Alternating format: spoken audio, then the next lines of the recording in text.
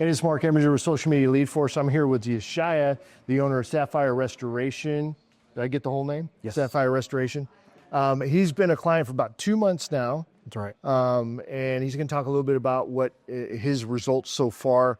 But let's start from the beginning. When you first were deciding whether or not to do this, were you hesitant, and what was your process of thinking in deciding whether or not to join the social media power team here in San Antonio? I was a little bit hesitant, and my biggest concern was just that the majority of what we do with property damage restoration is not something that people plan for. So if you're in the market for a new person to do your pool maintenance or your pest control or something, that might be more something where you reach out to social media to get advice.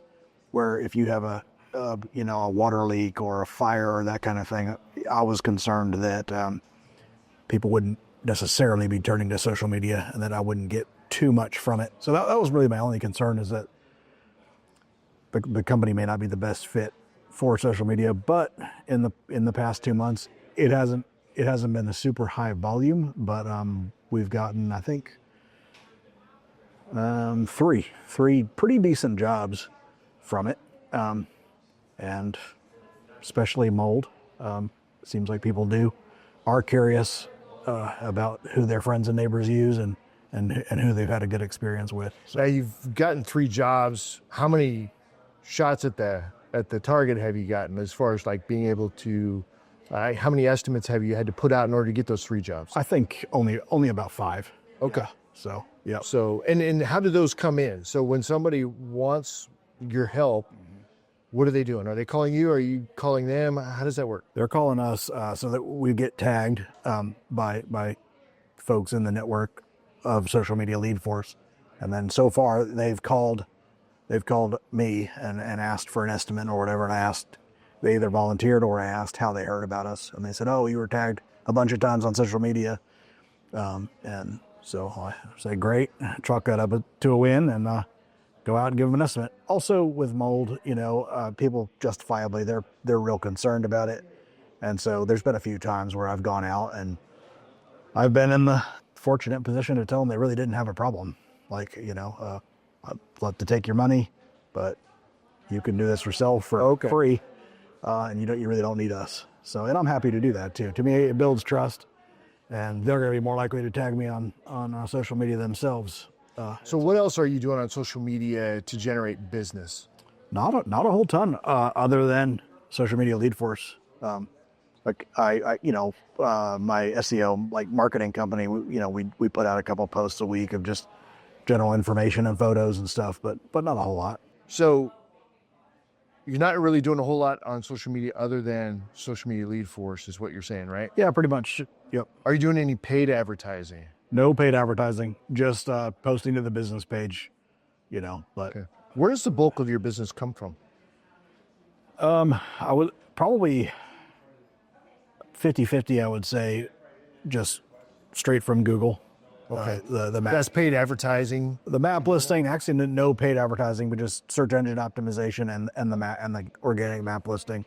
And then a good portion, maybe 60% from just good old fashioned networking. Sure. BNI. And how many jobs a month are you getting on average? Oh, I would say probably about 8. Okay. 8 to 10. All right. Yep. So maybe 16 to 20 jobs over 2 months. Yep. 3 of those have come from Social Media Lead Force. Yes, sir. Yep. Something like that. Huh. All right. Anything with the service that you would change or that you would like to see improved, other than, the volume of leads is always a good thing to see more of. Yeah. But anything else?